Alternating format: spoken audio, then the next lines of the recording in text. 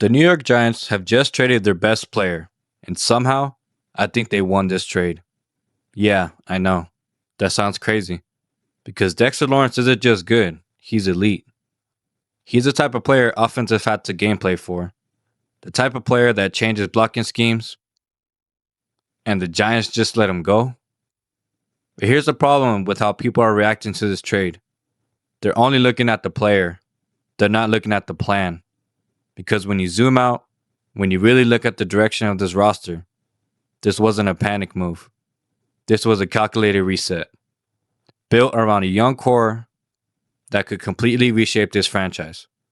And by the end of this video, I'm going to show you why this trade might actually be one of the smartest moves the Giants have made in years. This is DRDTakes.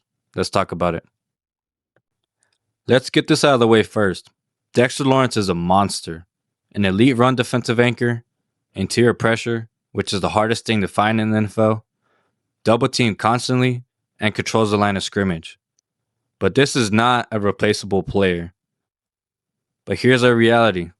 One defensive tackle, no matter how elite, does not carry your team to wins. The Giants were still losing. They had a losing record as a team, inconsistent offense, protection issues, no true identity offensively. So ask yourself, if he was really that impactful, why weren't the Giants winning? But this trade is not about defense. It's about building an offense. The New York Giants are shifting identity.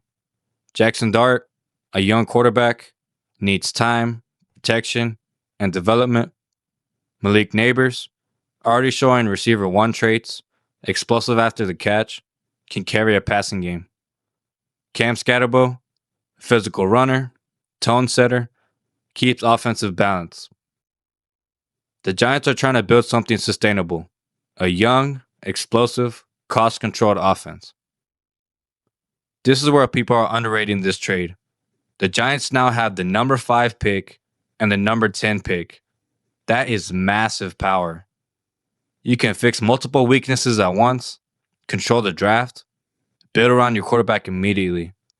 One elite player doesn't fix a roster, but 2 top 10 picks, that can. Now let's get specific.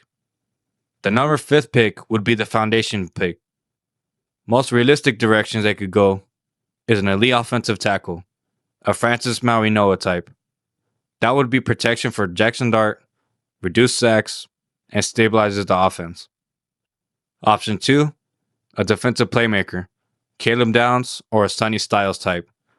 The impacts would be it would rebuild the defensive identity and adds versatility. Now the number 10th pick is a flex weapon pick. They can get another offensive lineman, a receiver, Carnell Tate or Jordan Tyson type, or a defensive depth. The best case scenario, the Giants walk away with a franchise left tackle and a defensive star or weapon. That's 2 starters. Here's a controversial truth. 2 high-impact starters is more than 1 elite defensive tackle. Why?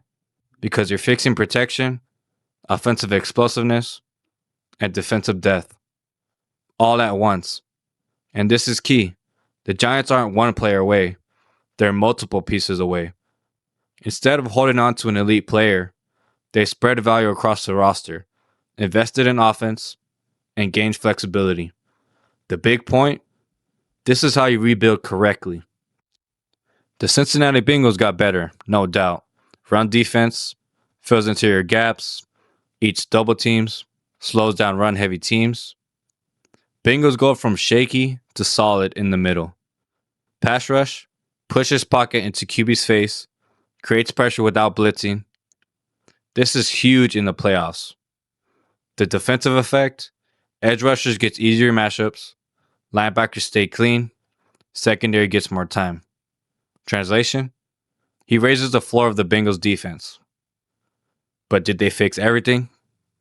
No. Offensive line is still questionable. The depth is concerned.